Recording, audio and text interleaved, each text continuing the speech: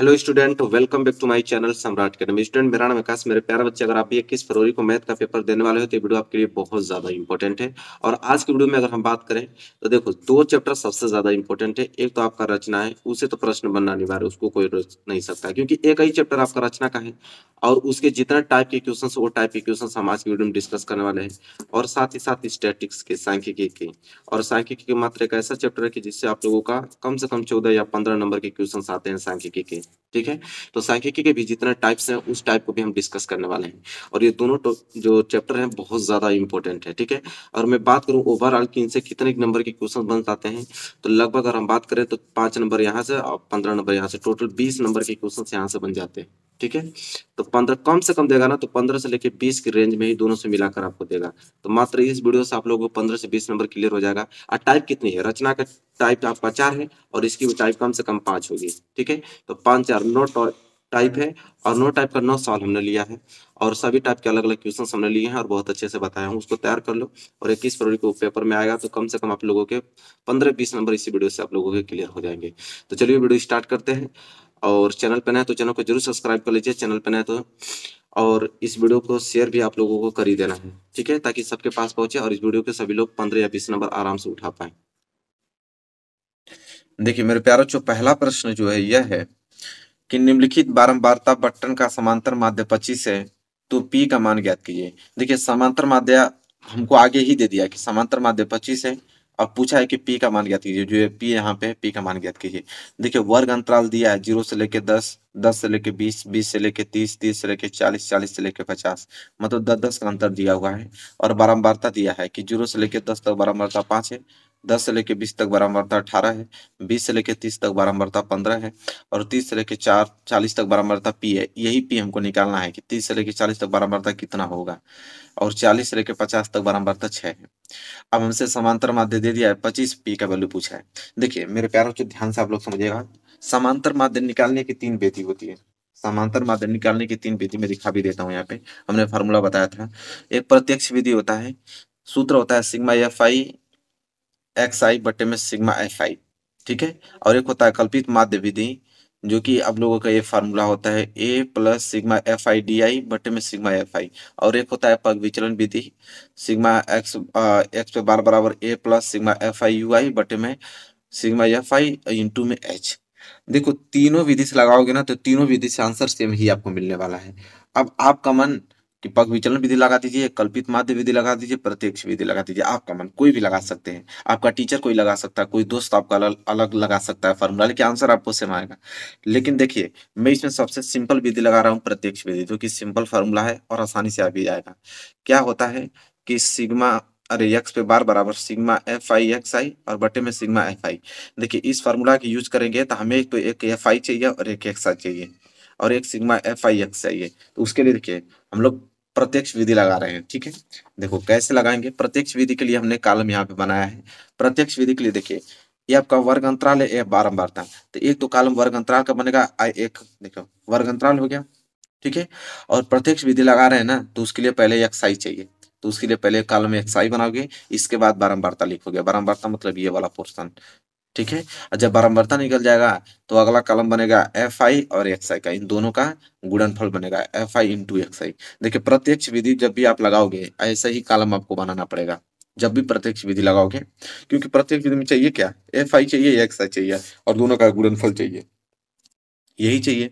तो प्रत्यक्ष विधि जब भी लगाओगे तो ये कॉलम आपको बनाना पड़ेगा। तो हालांकि हमने कॉलम बना दिया यहाँ पे वर्ग अंतराल। और वर्ग अंतराल जैसा कि देख पा रहे हो, यहाँ पे 0 से लेके 10, 10 से लेके 20, 20 से लेके 30, 30 से लेके 40, 40 से लेके 50 तक है। यहाँ पे नोट कर देता हूँ। ठीक है, आराम से। चलिए यहाँ नोट करता हूँ। तो एक ताज आपका हो जाएगा 0 से लेके 10 तक। ठीक है। और अगला आपका है 10 से लेके 20 तक। फिर क्या आपका 20 से लेके 30 तक। ठीक है। फिर क्या 30 से लेके 40 तक। और फिर आपका आ जाएगा 40 से लेके 50 तक। यही था। देखो एक्स आई कैसे निकलता है। तो एक्स आई निकलता है कि देखो पहली संख्या है दूसरी संख्या, दोनों को जोड़कर 2 का भाग दे दोगे ना, तो एक्स आई निकल जाएगा। जैसे 10 में 0 जोड़ोगे तो 10, और 10 में 2 का भाग दोगे तो 5। ठीक है। इसी तरह इसका एक्स आई निकालना होगा। इसका एक्स आई मतलब मध्यमान होता है, मध्यमान मतलब कि 10 और 20 के बीच क्या आएगा, तो 10 और 20 के बीच 15 आएगा। तो आपको मालूम है, जिनको नहीं मालूम है तो वो 10 और 20 जोड़ेंगे तो 30, और 30 में 2 का भाग देंगे तो मालूम चलेगा कि 15 है। ठीक है। जैसे 30 और 20 और 30 के बीच क्या आता है, तो आप कहोगे कि 20 और 30 के बीच 25 आता है। और जिनको नहीं मालूम रहेगा तो जोड़ लेंगे कि 20 और 30 50, और 50 में 2 का भाग देंगे तो 25 आएगा। इसी तरह 30 और 40 के बीच क्या आता है, 35 आता है। मैं डायरेक्ट लिख देता हूँ, 35 आता है। ठीक है। इसी तरह 40 और 50 के बीच क्या आता है, 45 आता है, तो डायरेक्ट 45 लिख देता हूँ। जिनको नहीं मालूम रहेगा वो दोनों संख्या को जोड़कर 2 का भाग दे देगा, एक्स आई निकल जाएगा। और एफ आई तो आपको ऑलरेडी दिया हुआ है। एफ आई तो ये आपका, एफ आई मतलब 12 बार होता है, 5 18 15 पी 6। तो क्या दिया है इसका, इसका तो 5 दिया है। इसके बाद 18 दिया है तो अगला कॉलम में यहाँ पे 18 होगा। 18 के बाद 15 दिया है तो यहाँ पे क्या आ जाएगा, 15 हमने भर दिया। 15 के बाद पी है तो यहाँ पे पी भर दूंगा। इसके बाद 6 है तो 6 भर दिया। ठीक है। अब देखिए एफ आई इंटू एक्स आई, मतलब एफ आई इंटू एक्स आई, इन दोनों का गुणनफल। तब 5 में 5 का गुणा करोगे तो कितना आ जाएगा, 5 में 5 गुणा करोगे तो 25 आ जाएगा। और 18 में 15 को गुणा करोगे तो कितना आ जाएगा, जब 18 में 15 को गुणा करोगे तो ये आ जाएगा 270। तो यहाँ पे 270 लिख दिया। इसी तरह 25 में जब हम 15 को गुणा करेंगे तो आएगा 375। तो इसके कॉलम में इसके सीधा में हम लोग देंगे 375। इसी तरह आपका 35 है, 35 को गुणा पी में करोगे तो ये आ जाएगा 35 पी। ठीक है। इसी तरह 45 को गुणा जब 6 में करोगे तो कितना आ जाएगा 270। तो इसके सोजा नीचे लिख दोगे 270। बस हो गया। अब देखिए हम लोग क्या करेंगे, फार्मूला में आपको दिखाऊं तो फार्मूला में चाहिए था क्या हमको, हमको फार्मूला में चाहिए सिग्मा एफ आई। सिग्मा मतलब होता है जोड़, जो एफ आई का कॉलम है ना उसका योग करो। और एक चाहिए हमको सिग्मा एफ आई एक्स आई, जो एफ आई एक्स आई का कॉलम बना है उसका योग। तो देखिए हमें चाहिए इसका एफ आई का योग। तो चलो यहाँ पे एफ आई का योग हम लोग निकाल देते हैं। तो यहाँ पे लिखेंगे हम लोग कि सिग्मा एफ आई, एफ आई का मतलब होता है जो भी एफ आई का कॉलम उसका योग। ठीक है। इसको जोड़ो। तो देखो जोड़ोगे तो कितना आ जाएगा, देखो 15 और 15 5 कितना हो जाएगा 20। अब 20 और 18 की बात करें तो 20 दो 30 38, और 38, और 38 और 6 कितना हो जाएगा 44। और 44 में पी जोड़ोगे तो 44 पी हो जाएगा। तो सिग्मा एफ आई आ गया आपका 44 बटे क्या आ गया पी। ठीक है। इसी तरह सिग्मा एफ आई यू आई, यह कॉलम भी उसमें हमको फार्मूला में चाहिए।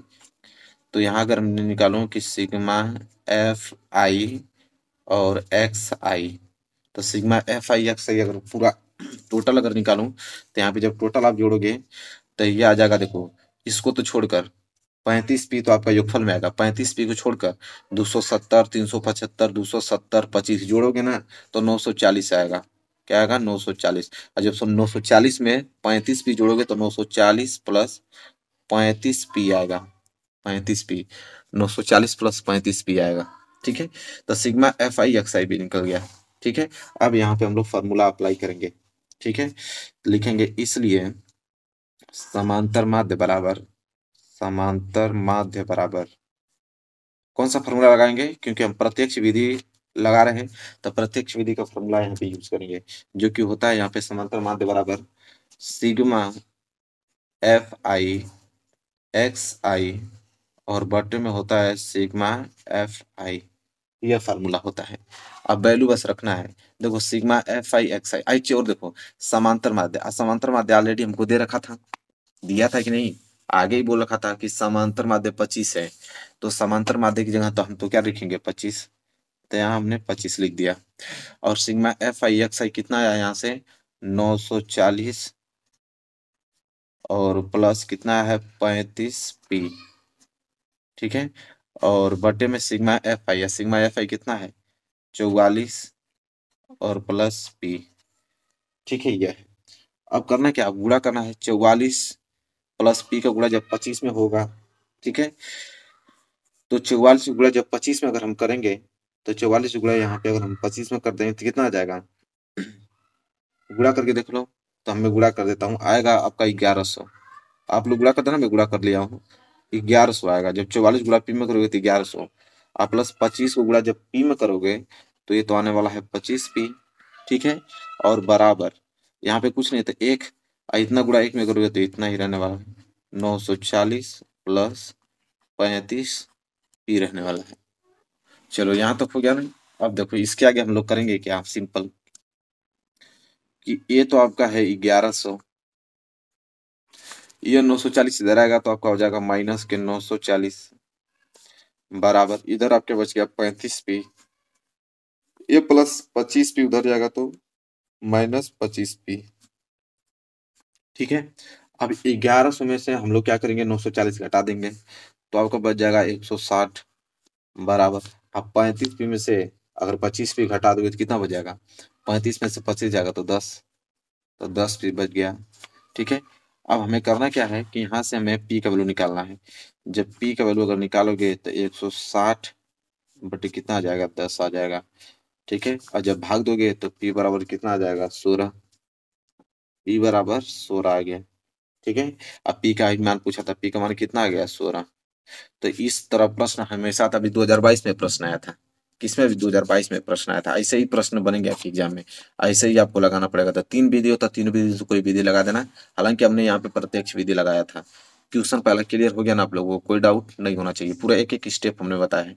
चलिए पहला प्रश्न क्लियर हो गया, दूसरा प्रश्न पढ़ते हैं। चलिए मेरे प्यारे बच्चों, अगला प्रश्न देखते हैं। देखो अगला प्रश्न यह है, इसमें आपको माध्यिका पूछ लिया है। करेक्ट, निम्नलिखित आंकड़ों से माध्यिका की गणना कीजिए। देखिए माध्यिका की एक ही फॉर्मूला होता है और उसका एक ही तरीका होता है लगाने का। जैसे यहाँ पे अंक दिया है कि 0 से लेकर 10 के बीच विद्यार्थियों की संख्या 5 है, 10 से लेकर 20 जो अंक है उनके बीच विद्यार्थियों की संख्या 15 है, 20 से लेकर 30 के बीच जो अंक है उनमें विद्यार्थियों की संख्या 30 है, 30 से लेकर 40 तक अंक पाने वाले विद्यार्थियों की संख्या 8 है, 40 से लेकर 45 अंक पाने वाले विद्यार्थियों की संख्या 2 है।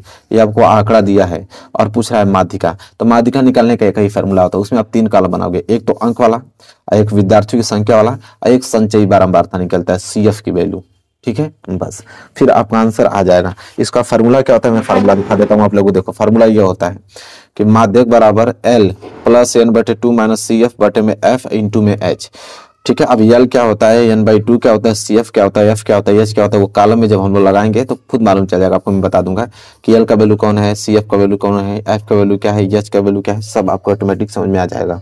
ठीक है, चलिए अब करना क्या हम लोगों को, सबसे पहले तो हम लोग इस कॉलम को बनाएंगे। अंक है तो अंक पहले कंप्लीट कर लेते हैं।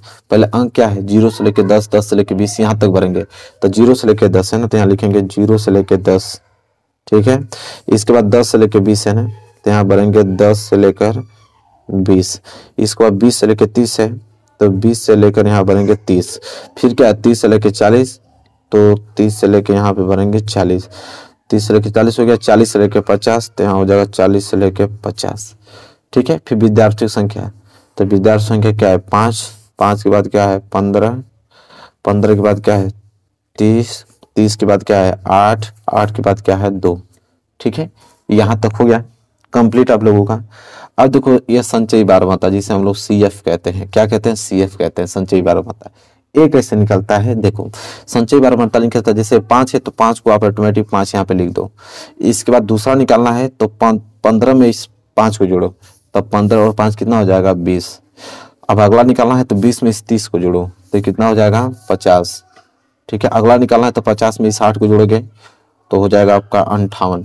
फिर अगला निकालना है तो 58 में 2 जोड़ोगे तो हो जाएगा 60। इस तरह हम लोग क्या निकालते हैं, CF निकालते हैं। ठीक है, चलिए और ये विद्यार्थियों की जो संख्या आता है मेरे प्यारा बच्चों इस माध्यिका में, तो विद्यार्थियों की संख्या टोटल n के बराबर होता है। तो n बराबर कितना गया, 15 5 20 और 20 और 30 50 और 50 और 10 या 60, n बराबर कितना गया 60 आ गया।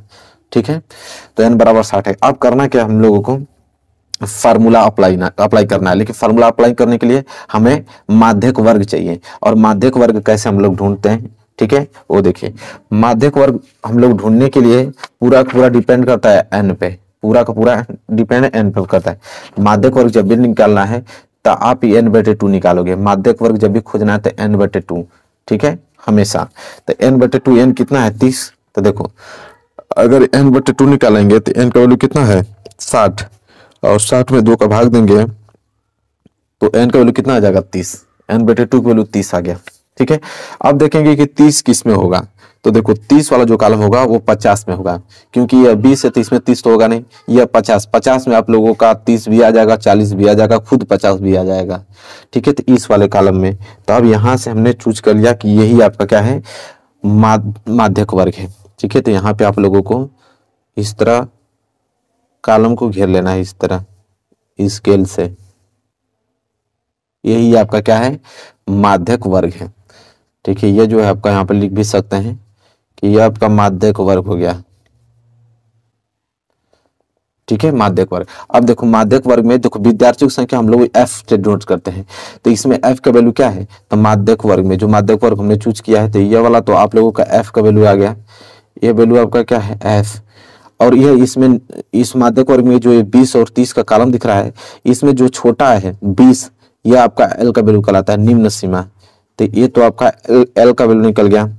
और CF देखो माध्यक वर्ग के जस्ट ऊपर वाला जो वैल्यू होता है, ये CF का वैल्यू कहलाता है, मतलब संचयी बारंबारता। ठीक है, तो ये CF का वैल्यू। तो देखो यहाँ पे F का वैल्यू मालूम चल गया, यहाँ पे हम लिख भी देते हैं। ठीक है, देखो L बराबर तो हमको 20 मालूम चल गया।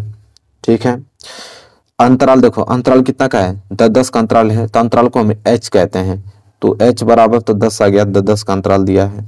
ठीक है, इसके बाद F का वैल्यू कितना है, F का वैल्यू 30 आ गया। और इसी तरह CF का वैल्यू कितना आ गया, CF का वैल्यू 20 आ गया। ठीक है, तो सारी वैल्यू तो आपको मालूम चल गया, बस अब फार्मूला लगाना है। तो लिखोगे इसलिए माध्यिका बराबर, देखो इसे माध्यिका को या माध्यक को दोनों बात एक ही होता है। ठीक है, तो माध्यिका बराबर फार्मूला लिखोगे कि माध्यिका और फार्मूला क्या होता है, फार्मूला होता है आपका L प्लस कोष्टक में n/2 माइनस के CF, फिर पूरे के पूरे बटे में होता है यहाँ पे F, फिर कोष्टक बंद, फिर होता है यहाँ पे H। ठीक है, ये फार्मूला होता है, आप तो अप्लाई कर लेना है बस। L का वैल्यू कितना दिया है जी 20, और प्लस n/2 कितना था, 30 आया था ना, n/2 निकाले थे, तो n/2 कितना आएगा 30, क्योंकि n का वैल्यू 60 है, 60 का आधा करेंगे तो 30, माइनस CF का वैल्यू कितना आया 20, और बटे F का वैल्यू कितना है 30। ठीक है, और इनटू में H का वैल्यू कितना है 10। ठीक है, चलिए इसे हल करेंगे तो ये तो आ जाएगा आपका 20 प्लस 30 में से 20 जाएगा तो 10, और बटे में 30 और गुणे में 20। देखो 1 0 से 1 0 कट गया है। ठीक है, तो देखो हो जाएगा, अरे यहाँ 20 नहीं होगा तो 10 है ना, तो 10 ही रहने वाला है, 10 है तो यहाँ पे भी 10 होगा, तो 1 0 से 1 0 क्या हो गया, कैंसिल। ठीक है, और बच गया ऊपर क्या 20 प्लस 10 को गुणा 1 में करोगे तो 10, और नीचे बच गया आप लोगों का 3। ठीक है, अब होगा यहाँ पे, तो ये तो हो जाएगा आप लोगों का 20 अब प्लस 10 में जब 3 का भाग दोगे तो कितना जाएगा, लगभग 10 कितना हो जाएगा, 3 तिहाई 9, फिर 10 फिर 3 तिहाई 9, फिर 3 तिहाई 9, इस तरह जाता रहेगा। तो 20 में जोड़ोगे 3 तो 20 तिहाई, 20 में 3 जोड़ोगे तो हो जाएगा आपका 23 अब प्लस 3 और 3, ये आपका लोग आ जाएगा माध्यक। ठीक है, तो ये हो गया आप लोगों का आंसर, इतना 23.33। तो इस प्रकार लगाते हैं। तो मेरे प्यारे बच्चों, आप लोगों को अब माध्यक माध्यिका निकालने का तरीका मालूम हो गया। ये कई तरीका होता है, सिर्फ आप लोगों का यही नियम होता है और इस नियम से लगाया जाता है। आई होप आपको क्लियर हो गया होगा मेरे प्यारे बच्चों। चलो आगे बढ़ेंगे और अगला प्रश्न देखेंगे। चलिए देखिए, यह प्रश्न बहुत ज्यादा इंपॉर्टेंट है, ये मॉडल पेपर में भी आया था, 2022 में भी पेपर आया था, 2023 के मॉडल पेपर में यह प्रश्न है। ठीक है, देखो कैसे लगाओगे इसका तरीका समझो। पहले देखो क्या प्रश्न पूछा है कि निम्नलिखित सारणी किसी मोहल्ले के 25 परिवारों में से भोजन पर हुए दैनिक व्यय को दर्शाती है। ठीक है, 25 परिवारों के दैनिक व्यय को दर्शाती है। जैसे दैनिक व्यय रुपए में है और ये परिवारों की संख्या, मतलब 100 से लेकर 150 के जो व्यय हैं, खर्च हैं, उनमें परिवारों की संख्या 4 है। 150 से लेकर 200 परिवारों की संख्या 5, 200 लेकर 250 12, 250 से लेकर 302, 300 लेकर 350 दिया है। फिर यहाँ पे है कि एक उपयुक्त विधि द्वारा भोजन पर हुआ माध्य व्यय ज्ञात कीजिए। कह कि कोई एक विधि, कोई भी उपयुक्त विधि आप लगा सकते हो और माध्य ज्ञात करना, क्योंकि माध्य ज्ञात करने की 3 विधि होती हैं। अभी मैंने आप लोगों को बताया कि माध्य ज्ञात करने की 3 विधि होता है, प्रत्यक्ष विधि, कल्पित माध्य विधि, पग विचलन विधि। वही कह रहा है तीनों विधि में से जो भी आपको उपयुक्त लग रहा है उसका आप इस्तेमाल करो और व्यय ज्ञात कीजिए, कितना खर्च हो रहा है वो ज्ञात करना है। तो देखो मेरे प्यारे बच्चे, जब ऐसे बड़ा बड़ा आंकड़ा दे दे, 100 से लेकर 150, 150 से लेकर 200, 200 से लेकर 250, इसमें बस अंतर देखो, अंतर कितना है 50 का 50 का। जब अंतर आपको सेम मिल जाए ना, तो एक ही विधि आपको लगानी है, सिर्फ कल्पित माध्य विधि। ठीक है, देखो कल्पित माध्य भी बड़ा हो जाएगा, ऐसा है कि पग विचलन विधि आसान पड़ेगा, ये लगा दो। जब भी देखो मैं आपको बता रहा हूँ, जब भी आंकड़ा बड़ा बड़ा दिया है और अंतर अगर सेम है, तो अंतर अगर सेम है ना, तो ये पग विचलन विधि सबसे सिंपल मानी जाती है और पग विचलन विधि से तुरंत आंसर आ जाएगा।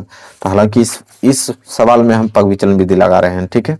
देखो पग विचलन विधि लगाने के लिए सबसे पहले आपको कॉलम क्या बना रहेगा, दो कॉलम तो ऑलरेडी बनेगा, एक आपका दैनिक व्यय रुपए में, एक परिवारों की संख्या है। तो एक दैनिक व्यय और एक परिवारों की संख्या, ये दो कॉलम तो आपको बनना अनिवार्य ही है। उसके बाद आप लोगों का अगला कॉलम बनेगा एक्सआई का और दूसरा कॉलम बनेगा यूआई का। यूआई बराबर एक्सआई माइनस ए बटे एच होता है। हालांकि इतना बढ़िया फार्मूला यूज नहीं करेंगे, हम आसान तरीका से आपको बता देंगे। फिर अगला कॉलम बनेगा एक्सआई और यूआई का गुणनफल बनेगा। ये किस विधि का बता रहा हूँ आपको, पग विचलन विधि, ठीक है। पग विचलन विधि का यही मेथड होता है, पहले आप एक्सआई निकालो, इसके बाद यूआई निकालो, इसके बाद दोनों का गुणनफल एक्सआई यूआई निकालो, बस फिर आंसर आ जाएगा आप लोगों का। चलिए तो पहले दैनिक व्यय रुपए में है, तो देखो दैनिक व्यय यहाँ से 150 से लेकर यहाँ 350 तक। अब मैं इसको नोट करता हूँ, ठीक है, लाइन बाय लाइन, ठीक है। आप लोग भी नोट मेरे साथ करो। तो देखो पहले स्टार्ट हुआ था कहाँ से, 100 से लेकर 150, तो पहला तो हो जाएगा आपका 100 से लेके 150, ठीक। दूसरा था 150 लेके 200, तो 150 से लेके 200। अगला था 200 से लेके 250, फिर अगला था 250 से लेके 300 और फिर था 300 से लेके 350, ठीक है। हमने पुटअप कर दिया। परिवारों की संख्या कितना था ये भी यहाँ पे है नोट, वही भर रहा हूँ, 4 5 12 2 2, तो यहाँ भर लेता हूँ। तो पहला वाला में था 4, इसके में था 5, इसके में था 12, ये भी 2 है, नीचे वाला में भी 2 है, ठीक है। अब निकालने वाला हूँ एक्सआई। एक्सआई निकालने का फार्मूला आपको मालूम है, एक्सआई मतलब होता है मध्यमान, मतलब कि 100 से 150 के बीच क्या आएगा, ठीक है। तो 100 से लेकर 150 के बीच क्या आएगा, 125 आएगा। यहाँ पे 125 भर देंगे। जिनको समझ में नहीं आ रहा है कि कैसे होगा, तो पहली और दूसरी संख्या को जोड़ लो, फिर 2 का भाग दे दो। जैसे 150 में 100 जोड़ोगे तो कितना हो जाएगा 250, और 250 में 2 का भाग दोगे तो 125 ही तो आएगा, ठीक है। चलिए तो उस तरह भाग देकर आप निकाल लीजिएगा, हालांकि मैं डायरेक्ट निकाल रहा हूँ। अब आप ही बताओ कि 150 और 200 के बीच क्या आएगा, 175 आएगा, तो यहाँ पे 175 भर दोगे। इसी तरह 200 और 250 के बीच क्या आएगा, 225 आएगा, तो 225 भर दिए, ठीक है। इसी तरह 250 और 300 के बीच क्या आएगा, इसमें भी आपका 275 आएगा, तो 275 भर दिए। इसी तरह 300 और 350 के बीच क्या आएगा, 325 आएगा, तो 325 भर दिए, ठीक है। चलो अब देखो यहाँ पे यूआई निकालने का तरीका क्या होता है। तो यूआई निकालने का तरीका है एक्सआई माइनस ए बटे एच होता है। तो इतना बड़ा फॉर्मूला यूज नहीं करेंगे। देखो सिंपल, सबसे पहले हम लोग यहाँ पे कल्पित माध्य खोजेंगे। कल्पित माध्य क्या होता है, ठीक है, जिसे हम लोग ए कहते हैं, ए का वैल्यू, ठीक है। ए का वैल्यू क्या होता है, क्योंकि फॉर्मूला में आपको बताऊं, देखो पग विचलन विधि में क्या होता है, पहले ए आता है, ठीक है, इसके बाद plus sigma F I U I बटे में sigma F I into H आता है। तो ए जो है ना, इसको कल्पित माध्य बोलते हैं। तो ए इसमें से कहाँ कौन सा कॉलम में ए होगा मैं बता रहा हूँ। देखो एक्स आई जो कॉलम दिख रहा है, एक्स आई में जो बीच में आएगा वही ए होता है। जैसे 2 ऊपर से हमने छोड़ दिया और 2 नीचे से छोड़ दिया, ये जो बीच में आपको दिख रहा है यही आपको ए कहलाएगा, ठीक है। कभी कभी क्या होगा कि 2 ऊपर छोड़ दोगे, 2 नीचे छोड़ दोगे, बीच में 2 संख्या बच जाएगी, तो इन 2 संख्या में से किसी को भी तुम ए मान सकते हो, ठीक है। अगर वैसा सिचुएशन आता है कि बीच में 2 बच रहा है, तो दोनों में से किसी को ए मान सकते हो। हालांकि यहाँ पे एक ही बच रहा है कि 2 ऊपर से छोड़ दिया, 2 नीचे से छोड़ दिया, बीच में जो आ रहा है उसी को ए मानते हैं। अगर ए आपको मिल गया तो ए के सामने वाला को आप 0 मान लो, ठीक है। उसके ऊपर जाओगे तो -1, उसके ऊपर जाओगे तो -2, और 0 के नीचे आओगे तो 1, और फिर 1 के नीचे आओगे तो 2, बस देखो यूआई निकल गया। अब इतना आप लोगों को करना नहीं है कि एक्स आई माइनस ए बटे एच करूंगा तो नहीं, देखो डायरेक्ट आप निकाल सकते हो इस तरह। ए मिलेगा, ए को सामने वाला 0 माना, उसके ऊपर -1 -2, और 0 के सामने नीचे जाओगे तो 1, 1 के नीचे जाओगे तो 2, बस। अब अगला है आपका F I U I. F I U I मतलब इन दोनों का गुणनफल, ठीक है। एफ आई यू आई पूछा ना, तो एफ आई है, एफ आई और यू आई इसका गुणनफल है, एफ आई यू आई का गुणनफल, ठीक है। तो क्या हो जाएगा, 4 4 दूनी के 8 -8, फिर 5 का गुणा -1 में करोगे तो -5, फिर 12 गुणा 0 में करोगे तो 0, 2 गुणा 1 में करोगे तो 2, 2 गुणा 2 में करोगे तो 4। तो देखो एफ आई यू आई भी निकल गया, एफ आई और यू आई का गुणनफल हमने निकाल दिया यहाँ पे, ठीक है। तो ये भी यहाँ पे कंप्लीट हो गया। तो अब देखो यहाँ पे आपका सिग्मा एफ आई यू आई चाहिए, तो यहाँ पे निकाल देते हैं हम लोग sigma F I U I, मतलब इसका योगफल। तो देखो 8 5 13 माइनस का 13 और 4 2 6 प्लस के 6, -13 में से आप +6 जाएगा तो कितना बचेगा आपका माइनस के साथ, तो यहाँ पे बच गया आप लोगों का माइनस के साथ, ठीक है। तो -7 यहाँ बच गया। इसके बाद क्या करोगे, और क्या चाहिए, सिग्मा एफ आई चाहिए ना, तो सिग्मा एफ आई यहाँ पे, तो इसका निकाल देते हैं यहाँ पे सिग्मा एफ आई। सिग्मा एफ आई बराबर कितना हो जाएगा, यहाँ पे जोड़ लेते हैं, तो जोड़ने पर 25 आएगा, ठीक है, क्योंकि 2 2 4 4 4 8 12 8 20 5 25 से तो आएगा, तो यहाँ 25 हो गया। यहाँ तक चीजें क्लियर है आपको, कोई डाउट? बिल्कुल, यहाँ पे कोई भी डाउट आप लोगों का नहीं होना चाहिए, बिल्कुल आप लोगों को क्लियर है। इसके बाद करना क्या है, इसके बाद एक पेज ले लेता हूँ मैं, ठीक है। इसके बाद तो सिर्फ फार्मूला ही लगाना है, फिर आंसर आ जाएगा। देखो एक पेज हमने ले लिया, इसके बाद आप फार्मूला लिखोगे, ठीक है। फार्मूला हो जाएगा एक्स पे बार बराबर समांतर माध्य निकालना है, कौन विधि, पग विचलन विधि, तो उसी का हम लोग फार्मूला लिखेंगे। एक्स पे बार बराबर क्या होता है, ए प्लस कोष्टक में सिग्मा एफ आई यू आई, देखो फार्मूला लिखना है किसी कीमत पे आप लोगों को, फिर सिग्मा एफ आई और इनटू में क्या होता है एच, यही फार्मूला होता है, और इसी फार्मूला पे हम लोग लगाएंगे। तो चलो रख देते हैं। तो देखो ए का वैल्यू कितना है 225, क्योंकि ए को हमने 225 माना है, तो हो जाएगा 225 और plus sigma F I U I, sigma F I you minus के साथ, तो माइनस के साथ मल्टी में सिग्मा एफ आई 25, तो यहाँ पे लिखेंगे 25 इंटू में एच, एच मतलब वर्ग अंतराल, देखो वर्ग अंतराल कितना का है, तो 50 50 का वर्ग अंतराल आपको दिख रहा होगा, ठीक है। तो यहाँ पे लिख दोगे आप 50, ठीक है। अब चलो इसे हल करोगे तो हो जाएगा 225 और प्लस इसे कटाओगे तो 25 गुना के 50, अब -7 को गुणा 2 में करोगे तो -14, ठीक है। तो आ जाएगा 225 प्लस गुणा माइनस में करोगे तो -14, और 225 में जब 14 घटाओगे तो आ जाएगा आपका 211, और ये जो 211 आया है यही आप लोगों का आ गया व्यय, उसका खर्च, ठीक है। 211 रुपया उसका क्या आ गया, खर्च आ गया, ठीक है। तो देखो मेरे प्यारों जो इस प्रकार हम लोग लगाएं, देखो कितना प्यारा प्रश्न भी 2022 में पूछा है, 2023 के मॉडल पेपर में भी ये प्रश्न दिया था, इतना महत्वपूर्ण है। देखो आपको सारे मेथड, आपको तरीका मालूम हो जाएगा ना, तो क्वेश्चन कोई भी आएगा और तरीका अगर आपको मालूम है तो किसी भी क्वेश्चन को आसानी से आप लोग लगा सकते हो, ठीक है। बस तरीका मालूम होना चाहिए। ते भी प्रश्न आपने क्लियर कर लिया अच्छे से। चलो अगला प्रश्न बढ़ते हैं। चलो देखते हैं क्वेश्चन नंबर 4। देखिए क्वेश्चन नंबर 4 में आपको दोनों क्वेश्चन सॉल्व हो जाएंगे, क्योंकि इस क्वेश्चन में निम्नलिखित आंकड़ों का माध्य पूछा है बहुलक। तो माध्य निकालना तो आप लोग बहुत सीखे हो, और बहुलक निकालना भी सीख जाओ, क्योंकि बहुलक का क्या तरीका होता है। देखो बहुलक का भी एक ही फार्मूला होता है और माध्यिका का भी एक ही फार्मूला। तो माध्यिका वाला क्वेश्चन तो आप लोग जान गए कैसे लगाना है, बहुलक का भी एक ही फार्मूला होता है, उसी पर लगता है। बस दिक्कत होता है माध्य में 3 फार्मूला होता है, ठीक है। प्रत्यक्ष विधि, कल्पित माध्य विधि, पग विचलन विधि। बाकी बहुलक का एक ही तरीका होता है, माध्यिका का भी एक ही तरीका होता है। माध्यिका तो आपने सीख लिया है इस वीडियो में और इस सवाल में आप लोग बहुलक निकालना भी सीख लोगे, क्योंकि इस क्वेश्चन में बोला है कि माध्य भी निकालना है, बहुलक भी निकालना है। ये 2022 में प्रश्न पूछा गया था, तो माध्य भी निकाल लेंगे, बहुलक भी। पहले हम लोग बहुलक निकालना सीख लेते हैं, फिर माध्य भी इसका निकाल लेंगे। चलो तो देखो इसका कॉलम बना लेते हैं। कॉलम में बस 2 ही चीज बनाना होता है, एक आपका वर्ग अंतराल बनाना होता है, एक बारंबारता बनाना होता है, बस सिंपल। तो देखो एक आपका वर्ग अंतराल का कॉलम बन जाएगा, एक कॉलम तो आपका वर्ग अंतराल बना दे रहा हूं यहाँ पे, और एक कॉलम आपका बारंबारता का बन जाएगा। देखो बहुलक निकालने में बहुत सिंपल होता है, ज्यादा कॉलम बनाना नहीं होता, बस 2 ही कॉलम जो दिया होता है। तो एक वर्ग अंतराल का, एक बारंबारता का, बस यहाँ पे फिलअप कर देते हैं। वर्ग अंतराल क्या दिया है 10 से 20, तो लिखेंगे कि 10 से लेकर 20 तक।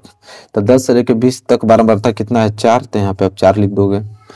फिर 20 से लेकर 30, तो यहाँ पे लिखोगे 20 से लेकर 30। 20 से लेकर 30 तक बारंबारता कितनी 8, तो आप 8 लिख दोगे। इसी तरह 30 से लेकर 40 तक, 30 से लेकर 40 तक बारंबारता कितना है 10, तो आप 10 लिख दोगे। इसी तरह 40 से लेकर 50, तो 40 से लेकर 50 तक बारंबारता कितना है 12, तो आप 12 लिख दोगे। फिर आगे बढ़ोगे तो 50 से लेकर 60, 50 से लेकर 60 तक बारंबारता 10 है, तो आप 10 लिखोगे। फिर 60 से लेकर 70 तक बारंबारता कितना है 4 है, तो 4 लिख दोगे। दिख रहा है कि नहीं आप लोगों को यहाँ तक। इसके बाद 70 से लेकर 80 तक बारंबारता 2 है, तो 2 लिख दोगे। यहाँ तक टोटल आपका दिया था, हमने पूरा का पूरा अच्छे से लिख दिया, ठीक है। तो देखो वर्ग अंतराल बारंबारता लिख दिया। अब करना क्या होता है, तो इसका मैं फार्मूला दिखा देता हूँ आप लोगों को। देखो फार्मूला यह होता है इसका, बहुलक निकालने का कि यल प्लस F1 माइनस F0 बटे 2 F1 minus F0 minus F2 बटे H। ठीक है, अब F1 क्या है, F2 क्या है, F0 क्या है, यल क्या है, H क्या है, सब समझ में आ जाएगा।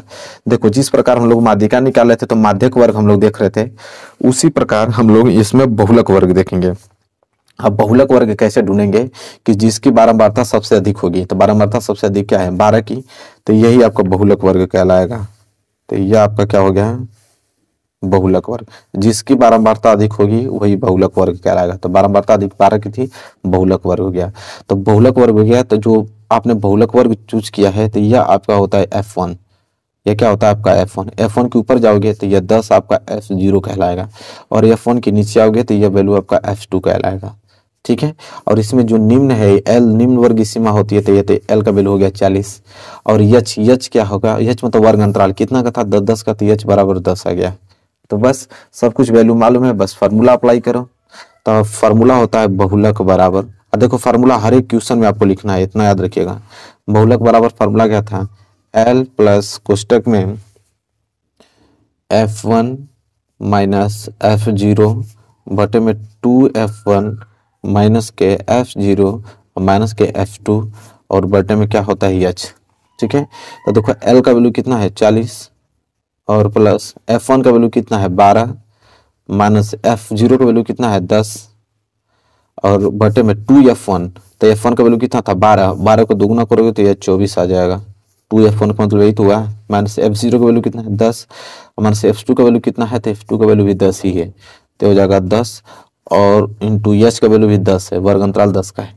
इसे हल करोगे तो कितना हो जाएगा 40 प्लस और 12 में से 2 जाएगा, और 12 में से 2 कह रहा हूँ, 12 में से 10 जाएगा तो 2 बचेगा, और minus 24 minus 10 10 minus 10 minus 10 minus के 20 और इंटू में यहाँ बचिए आपका 10। इसे फिर हल करोगे तो आ जाएगा आपका 40 प्लस 2 बटे 24 में से 20 जाएगा तो 4 इंटू यहाँ पे 10, तो 2 दूनी के 4 और 2 पाँचे 10, 2 से 2 कैंसिल, तो इधर बच गया 40 और प्लस इधर बच गया आपका 5। ठीक है, और 40 और 5 कितना होता है 45। ये हो गया आप लोगों का आंसर। बहुलक कितना आ गया 45। तो इस प्रकार हम लोग लगाते हैं मेरे प्यार बच्चों। आई होप आपको बहुलक निकालना भी आ गया। ठीक है, तो बहुलक का एक ही तरीका होता है, यही दुनिया का कोई भी सवाल आ जाएगा बहुलक पूछेगा तो यही तरीका लगाओगे बहुलक के लिए। ठीक है, तो क्लियर हो गया ना आप लोगों को। चलिए आइए एक होमवर्क देता हूँ, अब माध्य वाला मैं होमवर्क दे देता हूँ। यह माध्य जो है होमवर्क देता हूँ, इसी सवाल का माध्य निकालो। अब माध्य निकालने के देखो अंतराल से मैं ना, तो आप इस्तेमाल कर देना पग विचलन विधि। जिस तरह अभी मैंने बताया ना एक सवाल, पग विचलन विधि से तुम इस क्वेश्चन को माध्य निकाल लेना। हालांकि बहुलक सिखाना बहुत जरूरी था, क्योंकि माध्य निकालना तो हमने 2 तरीके से बता दिया आप लोगों को 2 क्वेश्चन में। ठीक है, तो उसको फिर लगा लेना, आप लोग होमवर्क दे रहा हूँ। अब बहुलक निकालना बता दिया तो देखो, और रचना का पहला प्रश्न जैसा यहाँ पे यह है, पहला टाइप बनता है। ठीक है, ऐसे पूछता है आपका कि 7.6 सेंटीमीटर लंबा एक रेखाखंड खींचिए और इसे 5 संबंधे 8 के अनुपात में विभाजित कीजिए और दोनों भागों को मापिए भी कि कितना दोनों भाग की लंबाइयां हैं। तो देखिए आपको होता क्या है कि ये प्रश्न अगर आप समझ जाते हैं तो इसी के मेथड से आपको ये छोटा बड़ा कर देगा। जैसे 7.6 ना, तो एग्जाम में कुछ दूसरा दे देगा और यह अनुपात आपको कुछ दूसरा देगा, लेकिन मेथड एक ही होता है उसका हल करने का। तो एक मेथड अगर समझ लेंगे, हालांकि ये जो क्वेश्चन लिया हूँ यही क्वेश्चन बार बार एग्जाम में पूछता है। ठीक है, यही आएगा भी, लेकिन अगर मैं आपको बताता हूँ अगर चेंज भी कर देगा यह और ये रेशियो चेंज कर देगा तो उसी मेथड से आपको लगाना है। तरीका क्या है मैं आपको बताता हूँ। देखिए सबसे पहले आपको रेशियो दिया है 5 संबंधे 8, मतलब कि 5/8 में रेशियो आपको दिया है। ठीक है, और इतना चीज तो आपको मालूम होगा कि ऊपर वाला आपका अंश होता है क्योंकि यह भिन्न है, और नीचे वाला को हम कहते हैं हर। इतना तो जानकारी आपको होगा ही होगा। ठीक है, चलिए सबसे पहले हम लोग क्या करेंगे कि 7.6 सेंटीमीटर का लंबा एक रेखाखंड खींचेंगे। तो चलिए खींचते हैं। देखिए मेरे पास स्केल है, स्केल से मैं 7.6 सेंटीमीटर एक लंबा रेखाखंड खींचने वाला हूं। ठीक है, तो देखो हमने 7.6 सेंटीमीटर लंबा एक रेखाखंड खींच दिया। आपको दिख भी रहा होगा, मैं थोड़ा बड़ा कर देता हूँ। ठीक है, और इसका नाम रख देता हूँ, इसका नाम ए हो गया और इस बिंदु का नाम हमने बी रख दिया। ठीक है, और ये जो लंबाई है 7.6 सेंटीमीटर लंबा रेखाखंड खींच दिया। देखिए बहुत आराम से बता रहा हूँ, हर एक स्टेप समझ में आएगा। अब आपको करना क्या है कि ये बिंदु ए जो दिखाई दे रही है, बिंदु ए से न्यून कोण बनाते हुए एक रेखा खींचना है। न्यून कोण का मतलब होता है 90 अंश से छोटा कोई भी कोण बना सकते हैं, 45 अंश, 60 अंश, 55 अंश, जो भी हो। ठीक है, तो आपको करना क्या है कि यहाँ पे ऐसे रख के स्केल खींच देना, क्योंकि न्यून कोण ही कहलाएगा। क्योंकि देखिए मैं आपको बताता हूँ 90 अंश कैसे होगा, 90 अंश बिल्कुल इस तक तब होगा। तो इसके झुकाव में आप कोई भी यहाँ पे वो कर सकते हो, यहाँ पे कर सकते हो, यहाँ पे कर सकते हो, यहाँ पे कर सकते हो, ऐसे घुमा सकते हो, यहाँ पे कर सकते हो, सब न्यून कोण होगा क्योंकि 90 अंश से छोटा है। तो आपको करना क्या है कि यहाँ से लेके आपको एक लंबी यहाँ पे न्यून कोण बना तो एक रेखा खींच देना है। ठीक है, चलिए मैं खींच देता हूँ। ठीक है, देखिए हमने एक लंबी रेखा खींच दिया न्यून कोण बनाते हुए, देखिए आपको दिख भी रहा होगा अच्छे से। ठीक है, इतना बड़ा खींच दिया। अब आपको करना क्या है, ध्यान से आपको सुनना है। ये जो रेशियो आपको दिया है 5/8, इसको आपको ऐड करना है। 5 और 8 जोड़ोगे तो कितना होगा, 13। जो भी रेशियो दिया होगा उसको जोड़ लेना तुम लोग। जैसे यहाँ पे रेशियो 5/8 का है तो जोड़ूंगा तो कितना हो गया, 13। अब 13 आप लोगों को यहाँ पे 13 भाग, आप लोगों को यहाँ पे बराबर भाग 13 भाग काटना है आप लोगों को। तो कैसे काटोगे वो भी बता रहा हूँ। जैसे ही आप लोगों के पास लंगड़ा प्रकार है, इससे कोई भी दूरी आप यहाँ पे भर लो, कोई भी दूरी। ठीक है, इतना जितना हो सके आपको कम से कम इतना कर लो, जितना कर लेना है, छोटा बड़ा नहीं करना है। ठीक है, हालांकि मैं इतना कर दिया हूं। अब इससे मैं क्या करूंगा कि यहाँ पे रखकर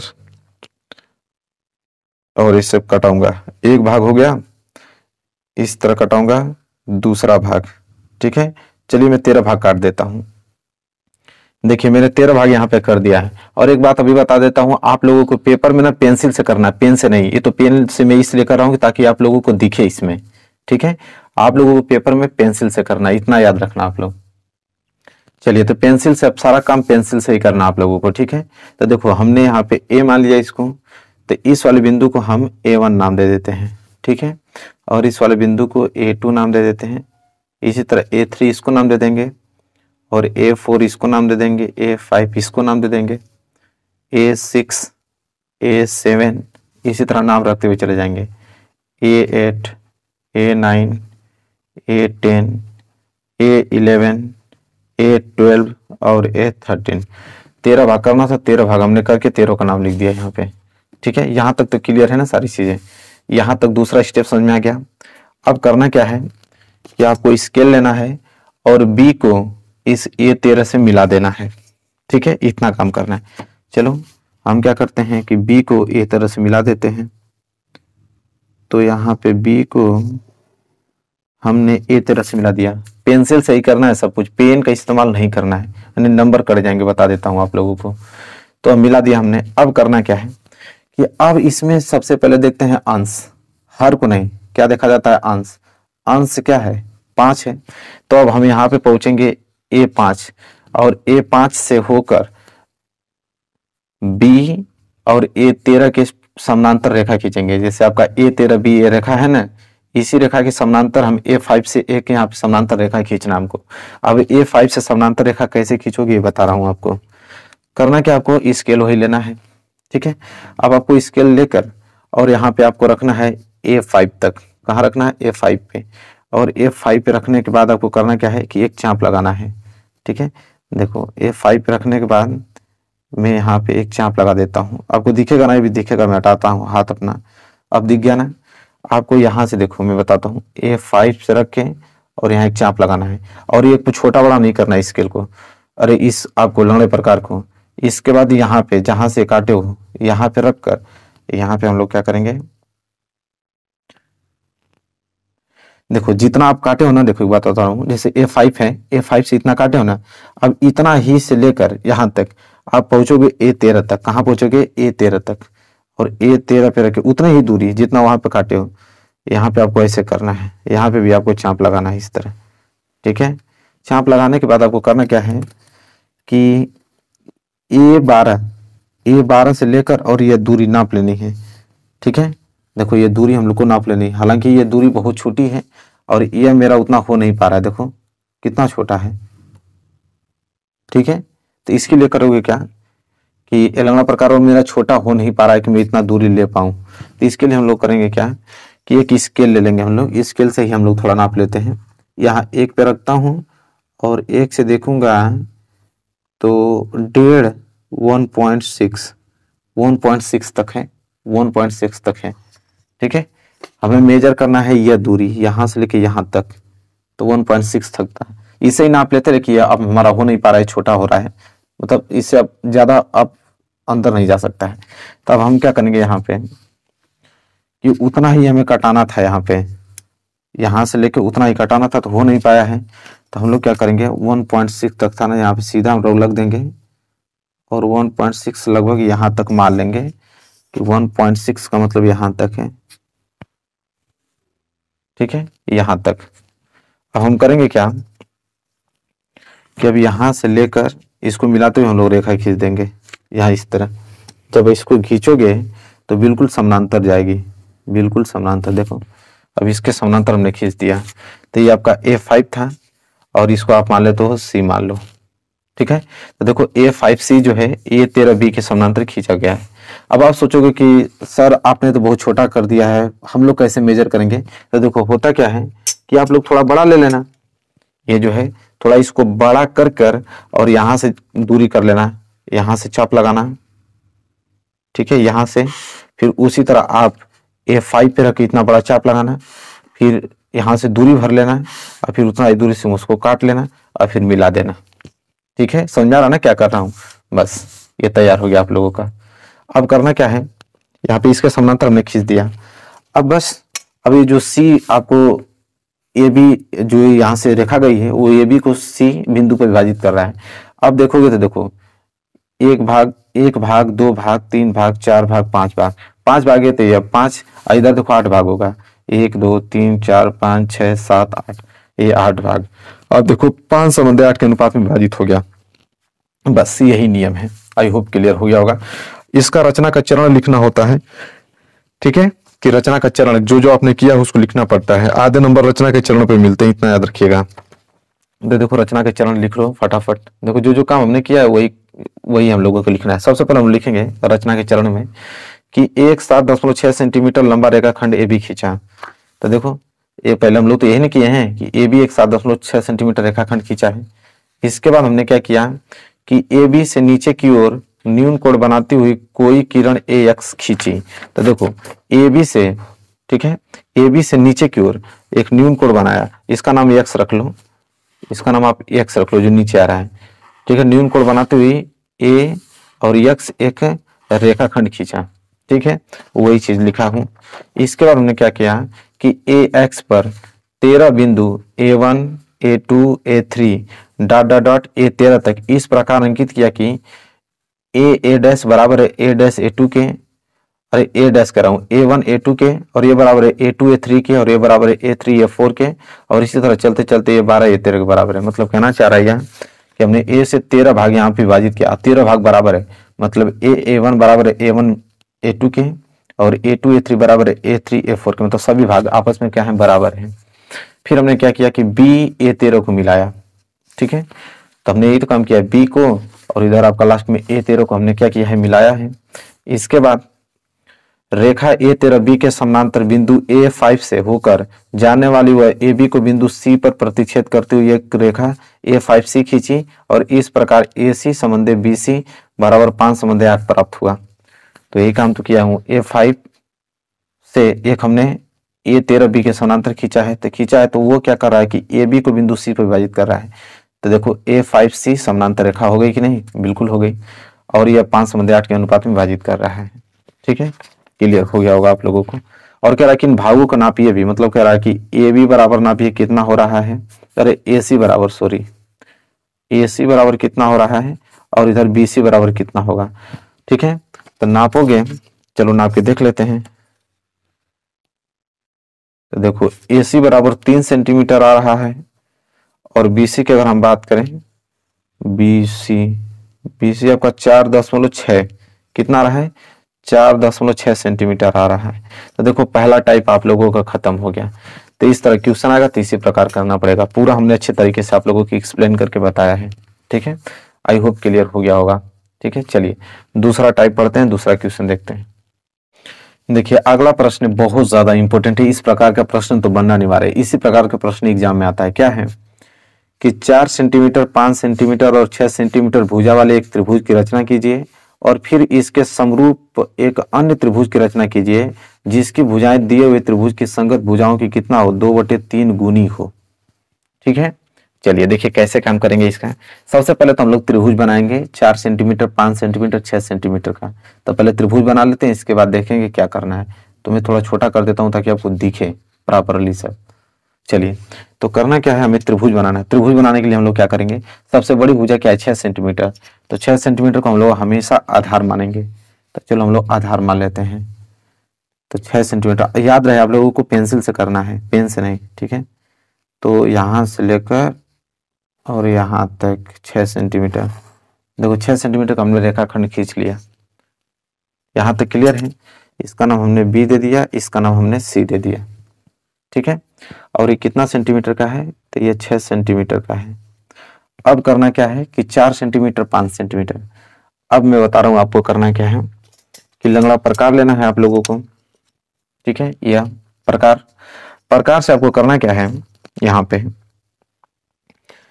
कि 5 सेंटीमीटर का दूरी भर लेना है। देखो यहाँ पे रख के और 5 सेंटीमीटर में दूरी भर लेता हूँ। देखो हमने 5 सेंटीमीटर दूरी भर लिया और 5 सेंटीमीटर दूरी भरने के बाद सी को केंद्र माना और यहाँ पे हमने चाप लगा दिया। कोई जरूर नहीं कि सी को आप बी को भी मान सकते हो। तो यहाँ पे सी को हमने 5 सेंटीमीटर मान के एक चाप लगा दिया। अब क्या करेंगे कि 5 सेंटीमीटर हो गया ना, अब 4 सेंटीमीटर स्केल में भरोगे। 4 सेंटीमीटर में यहाँ पे रख के दूरी मेजर कर लेता हूँ। 4 सेंटीमीटर। 4 सेंटीमीटर भरने के बाद बी को केंद्र मानोगे और फिर यहाँ पे एक चाप लगाओगे। अब देखो ये चाप काटा नहीं। अब पुनः आपको करना पड़ेगा कि 5 सेंटीमीटर दूरी भरना पड़ेगा। हो गया। फिर इसको मतलब ऐसे करना पड़ेगा, मतलब ऐसा करना है कि काटे इसको। तो यहाँ पे काट दिया। तो 5 सेंटीमीटर का दूरी भरा, सी को केंद्र माना, यहाँ पे एक चाप लगाया। फिर 4 सेंटीमीटर का दूरी भरा और बी को केंद्र मान के फिर एक चाप लगाया और यहाँ पे काट दिया। ठीक है, अब देखो जिस बिंदु पे उसने काटा, ठीक है, उसका नाम हमने यहाँ पे ए रख दिया। अब करेंगे हम क्या कि ए को हम सी से मिला देंगे। देखो ए को हम मिला देते हैं सी से। उसी प्रकार हम ए को मिला देंगे बी से। तो देखो हम ए को मिला देते हैं बी से। देखो मिला दिया हमने। तब ये वाली दूरी कितनी थी, 5 सेंटीमीटर की, और ये दूरी कितनी थी, 4 सेंटीमीटर की। तो देखो 4 सेंटीमीटर, 5 सेंटीमीटर, 6 सेंटीमीटर का एक त्रिभुज बन गया। ठीक, अब क्या बोला है, देखो अब बोला है कि उसके समरूप एक त्रिभुज की और रचना कीजिए जिसकी जो भुजाएं होंगी दिए हुए त्रिभुज की संगत भुजाओं की 2/3 गुनी होगी।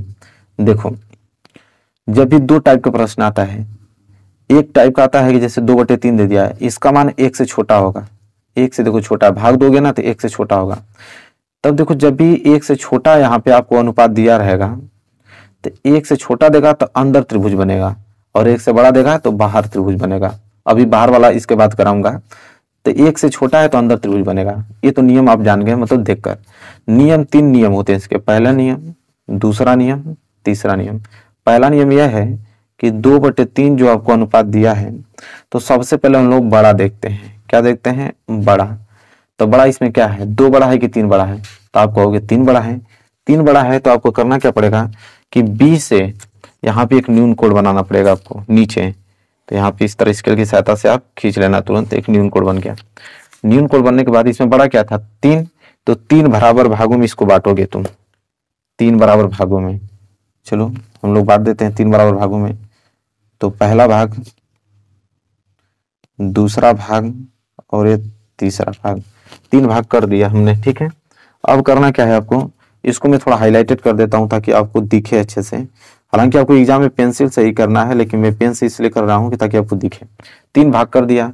इसका नाम हमने B1 रख दिया, इसका नाम हमने B2 रख दिया और इसका नाम हमने B3 रख दिया। यहां तक हो गया। अब करना क्या है आपको समझने। अब दूसरा नियम लगाएंगे कि 2/3 जो रेशियो है, इसमें हम हर देखते हैं। क्या देखेंगे, हर, हमेशा हर देखेंगे। तो हर इसमें क्या है, 3। तो अब 3 मतलब B3। अगर हर 2 रहता तो 2 से मिलाते, लेकिन हर यहाँ पे 3 है तो हम लोग किससे मिलाएंगे, 3 से मिलाएंगे। यही रूल होता है, इसी रूल पे चलोगे तभी पूरा सही बन पाएगा। तो हम क्या करेंगे, यहाँ पे C को हम इससे मिला देंगे। ठीक है, अब देखिए C को हमने B3 से मिला दिया। अब तीसरा नियम लगेगा, जैसे 2/3 है ना, 2/3 से अब हम अंश देखेंगे। अभी तुमने हर देख रहा था, अब अंश देखेंगे। अंश कितना है हमारे पास 2। अब क्या करेंगे कि 2 मतलब B2 से हम एक समानांतर रेखा खींचेंगे B3C के समानांतर, मतलब बिंदु B2 से हम B3C के समानांतर एक रेखा खींचेंगे। समानांतर कैसे खींचना है अभी हमने पहला क्वेश्चन बताया था। तो सबसे पहले आपको करना क्या है कि B3 रखना है और कोई यहाँ पे दूरी आपको लेकर, कोई भी आप दूरी ले सकते हो, थोड़ा बड़ा लिखना। उसमें थोड़ा हमने छोटा लिया था तो नहीं हो पा रहा था, तो इसलिए हम लोग स्केल से मान के किए थे, लेकिन मैं थोड़ा बड़ा ले लेता हूँ। अब इतना बड़ा नहीं, इससे थोड़ा छोटा हम यहाँ इतना दूरी ले लेता हूँ। अब यहाँ से हम यहाँ पे एक चाप लगाएंगे, ठीक है। चाप हमने लगा दिया, उतना ही सेम दूरी से B2 पे रखोगे और एक चाप लगाओगे यहाँ पे, ठीक है। देखो इसके बाद करोगे क्या कि इस वाले दूरी को नाप लो, यहां से लेकर और यहां तक। देखो पूरा दूरी भर लेना है आपको, पूरा दूरी। देखो हमने पूरा दूरी भर लिया ना यहाँ तक। अब उतना ही दूरी से यहाँ पे रख कर आपको एक चाप लगा देना है यहाँ पे, ठीक है। और जहां काटेगा यह, ठीक है, कहाँ काटा, यहाँ पे ना। अब यहाँ पे B2 को मिलाते हुए एक समांतर रेखा खींच दीजिए। तो B2 को मिलाते हुए यहाँ पे इस बिंदु से जब रेखा खींचेंगे तो एग्जैक्ट आपका B3C के समानांतर जाएगा। देखिए पूरा का पूरा इधर उधर हो गया। तो देखो गया कि नहीं। इसका नाम C' रख लो, इसका नाम C', क्योंकि यहाँ पे C है तो इसका नाम C' रख दिया हमने।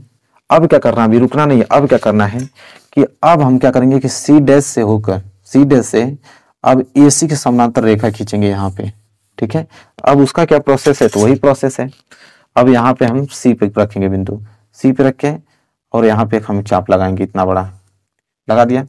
उसी मतलब उसी प्रकार से उतनी ही दूरी से C' पे रख के एक हम चाप लगा देंगे। इसके बाद ये दूरी आपको मेजर कर लेना है, ये वाली दूरी यहाँ पे रख के यहाँ पे छोटा बड़ा कर लीजिएगा, पूरा दूरी भर लीजिएगा।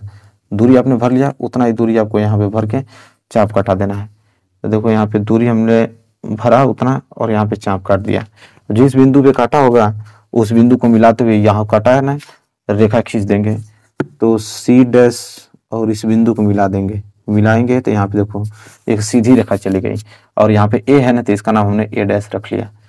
अब जाकर यहाँ पे देखो एक त्रिभुज और बन गया A' B2'। और ये जो त्रिभुज बना है वही तो बोला था कि जिसके समरूप और इसके समरूप एक अन्य त्रिभुज की रचना कीजिए, जिसकी भुजा जो होगा दिए गए त्रिभुज की संगत भुजा की 2/3 गुनी होगी। तो देखो एक त्रिभुज बन गया A' C' B2, और ये जो त्रिभुज बना होगा इस बड़े वाले त्रिभुज के, जो कि ABC त्रिभुज था, उसके क्या होगा 2/3 गुनी होगी। तो ठीक है, त्रिभुज कौन बना A' C' B, ठीक है। A' C' B त्रिभुज जो बना है छोटा वाला, वो बड़े वाले त्रिभुज के संगत भुजाओं के 2/3 गुनी होगा। बन के तैयार हो गया। तो इतना तो आपको काम कर देना। अब रचना के चरण लिखना, ये नियम याद होना चाहिए। यही नियम, तीनों नियम फॉलो करेंगे तो ये आपका बनेगा। तो यहाँ तक हो गया ना। अब इसका रचना का चरण देख लो कि जो जो किए हो वही आपको लिखना पड़ेगा। तो मैं दिखा देता हूं आप लोगों को। देखो मैं थोड़ा बड़ा कर दूं। पहला यह है कि एक 6 सेंटीमीटर लंबाई का रेखाखंड BC खींचा। तो यही हमने काम किया था। पहले BC हमने एक 6 सेंटीमीटर लंबाई का रेखाखंड खींचा था। इसके बाद B से 4 सेंटीमीटर व A से 5 सेंटीमीटर का चाप काटा जो बिंदु A पर मिला, ठीक है। तो हमने देखिए हम लोगों ने क्या कहा है यहाँ पे कि B से 4, यहाँ पे C होगा, C, ठीक है। यहाँ पे C कर लेना। B से 4 सेंटीमीटर और C से 5 सेंटीमीटर। देखो C से 5 सेंटीमीटर, B से 4 सेंटीमीटर का यहाँ पे हमने चाप काटा जो बिंदु A पर मिला। तो वही तो लिखा है जो बिंदु A पर मिला, ठीक। अब हमने क्या किया कि BC से शीर्ष A की दूसरी ओर न्यून कोण बनाते हुए एक किरण BX खींचा। तो देखो एक न्यून कोण हमने बनाया है, इसका नाम हमेशा भूल जा रहे हैं, इसका नाम X रख लो। न्यून कोण नीचे हमने BC के नीचे एक न्यून कोण बनाया है जो कि BX है, न्यून कोण हमने बनाया। इसके बाद हमने क्या किया कि BX पर 3 बिंदु B1 B2 और B3 इस प्रकार अंकित किया कि B1 बराबर है B1 B2 के और ये बराबर है B2 B3 के। देखो यही चीज है ना, BX पे 3 बिंदु हमने लिया B1 B2 B3 और इस प्रकार से लिया कि ये तीनों बराबर है, यह इसके बराबर है। तो B1 बराबर है B1 B2 के और B2 B3 के बराबर है, मतलब तीनों आपस में बराबर है। यही चीज लिखा है यहाँ पे। इसके बाद हमने क्या किया कि रेखा B3C के समानांतर बिंदु B2 से होकर जाने वाली BC को बिंदु C' पर प्रतिच्छेद करती हुई एक रेखा B2C' खींचा। देखो B2C' रेखा खींचा हमने B3C के समानांतर बिंदु B2 से, ठीक है। इसके बाद क्या हमने किया कि रेखा CA के समानांतर C' से होकर जाने वाली वो BA को बिंदु A' पर प्रतिच्छेद करती हुई एक रेखा C' A' खींचा। नोट कर लो। अब यहाँ से C' बिंदु से हमने AC के समानांतर एक रेखा खींचा कि ये जो बिंदु है AB को A' पे काट रहा है। इस प्रकार A' जो है समानांतर हो गया AC के, ठीक है। फिर लास्ट में लिखोगे इस प्रकार अभीष्ट त्रिभुज A', B, C' प्राप्त हुआ, ठीक है। A', B और C' अभीष्ट त्रिभुज प्राप्त हुआ, ठीक है। मेरे प्यारे बच्चों क्लियर हो गया। देखो दूसरा टाइप भी क्लियर हो गया। चलो तो ये अंदर बनना था ना, अब एक टाइप पढ़ेंगे बाहर वाला, ठीक है, उसको देखते हैं। देखिए अगला प्रश्न यह है कि 5 सेंटीमीटर, 6 सेंटीमीटर और 7 सेंटीमीटर भुजाओं वाले एक त्रिभुज की रचना कीजिए और फिर एक अन्य त्रिभुज की रचना कीजिए जिसकी भुजाएं 7/5 गुनी हो। देखो 7/5 जो है 1 से बड़ा है, 7/5 जो है वो 1 से बड़ा है। जब 1 से बड़ा है तो 100% इसका जो त्रिभुज बनेगा वो बाहर बनेगा। ये बात तो हमको ऐसे देख के ही मालूम चल जाएगा, ठीक है, इसलिए दूसरा टाइप है। तो सबसे पहले तो हम त्रिभुज बनाएंगे 5 सेंटीमीटर, 6 सेंटीमीटर और 7 सेंटीमीटर का। देखिए हम करेंगे सबसे बड़ी भुजा क्या है यहाँ पे 7 सेंटीमीटर, तो 7 सेंटीमीटर को हम लोग आधार मानेंगे। मैं छोटा कर देता हूँ, चलिए। तो 7 सेंटीमीटर को हम क्या मानेंगे, आधार मानेंगे। दिख रहा है ना आप लोगों को। चलिए तो यहाँ पे हम करेंगे क्या कि स्केल हमने लिया और 7 सेंटीमीटर को हमने आधार माना। चलिए आधार हमने मान लिया 7 सेंटीमीटर तक, यहाँ तक ले लेता हूँ। पेंसिल से करना है आपको। 7 सेंटीमीटर का हमने आधार ले लिया, इसका नाम हमने B रख दिया और इसका नाम हमने C रख दिया। अब करना क्या है कि 7 सेंटीमीटर तो हो गया, बचा एक 6 सेंटीमीटर, बचा एक 5 सेंटीमीटर। तो 6 सेंटीमीटर हम लोग क्या करेंगे कि प्रकार में दूरी भर लेंगे 6 सेंटीमीटर। तो 6 सेंटीमीटर दूरी भरने के बाद यहाँ से लेकर पूरा भर लेता हूँ यहाँ तक। चलिए हमने भर लिया। भरने के बाद हम क्या करेंगे यहाँ पे कि C को केंद्र मानेंगे यहाँ पे और यहाँ पे एक चाप लगाएंगे बड़ा सा। हमने चाप ले लिया। इसके बाद 6 हो गया, तब 5 सेंटीमीटर बचाना। फिर हम प्रकार से 5 सेंटीमीटर का स्केल द्वारा हम लोग क्या करेंगे दूरी भर लेंगे। हमने भर लिया और इस बार B को केंद्र मानेंगे हम लोग। B को केंद्र मानने के बाद यहाँ पे एक चाप काटेंगे और यह चाप इस बिंदु को काट रहा है, इस बिंदु पे, जिसका नाम हम रख देंगे A। यहाँ पे काटा है ना, तो इस बिंदु को हमने नाम क्या रख दिया A। अब हम करेंगे क्या, A को C से मिलाएंगे, A को हम B से मिला देंगे। तो चलिए मिला देते हैं। तो A को हमने क्या किया कि C से मिला दिया और फिर हमने क्या किया कि A को हमने B से मिला देता हूँ। यहाँ पे देखिए B से मिला दिया हमने, ठीक है। अब ABC त्रिभुज एक बन के तैयार हो गया, बिल्कुल रेडी, ठीक है। अब क्या करना है, वही नियम, पहला नियम क्या है कि 7/5। सबसे पहले देखते हैं यहाँ पे बड़ा, ठीक है। तो बड़ा यहाँ पे क्या है, तो बड़ा आप लोगों का यहाँ पे 7 है। तो सबसे पहले क्या करेंगे कि B से पहले एक न्यून कोड बनाएंगे। ये नियम तो हम लोग रट गए हैं कि B से हम लोग न्यून कोड नीचे बनाएंगे। चलिए बना देते हैं भाई। तो हमने एक न्यून कोड B से नीचे की तरफ न्यून कोड बना दिया एक। अब यहाँ पे बड़ा क्या था 7। अब 7 हम लोग बराबर भागों में बांटेंगे। तो लंगड़ा प्रकार लेंगे और अपने हिसाब से इसको मेजर कर लेंगे जितना हो सके। अब 7 भाग बांटना है, बांटते हैं। पहला भाग, दूसरा भाग, तीसरा भाग, चौथा भाग, पांचवा, छठा और 7वां। देखो 7 भाग हमने बांट दिया। दिख रहा है ना आप लोगों को, क्या हाईलाइटेड कर दूं? चलो पेन से हाईलाइट कर देता हूं ताकि आप लोगों को दिखे। हालांकि स्केल से ही आपको करना है एग्जाम में, ठीक है। 7 भाग हमने कर दिया। नाम दे देता हूं B1, B2, B3, B4, B5, B6 और B7, ठीक है। देखो यहाँ पे 7 भाग था, 7 भाग हमने कर दिया। इसके बाद दूसरा नियम क्या होता है, दूसरा नियम यह होता है कि 7/5 क्या देखा जाता है, हर, हर देखा जाता है। दूसरा नियम यही तो होता है, हर। तो हर क्या है यहाँ पे 5।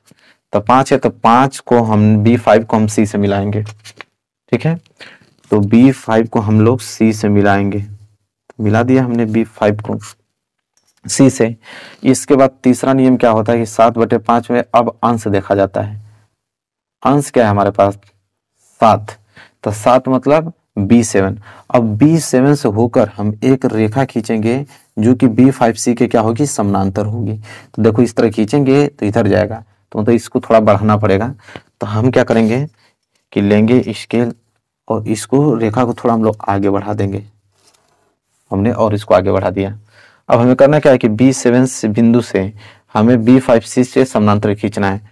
तो समानांतर खींचने का वही रूल कि सबसे पहले आप B5 पे यहाँ फिलहाल प्रकार में कोई दूरी भर लो, कोई थोड़ा बड़ा भरना आप लोग।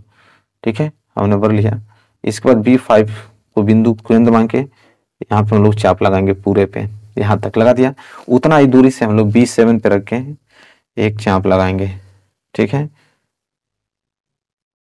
हमने लगा दिया। इसके बाद हम क्या करेंगे कि ये दूरी भर लेंगे हम लोग यहाँ से लेकर और यहाँ तक। ठीक है, यहाँ इस तरह दिखा देता हूँ,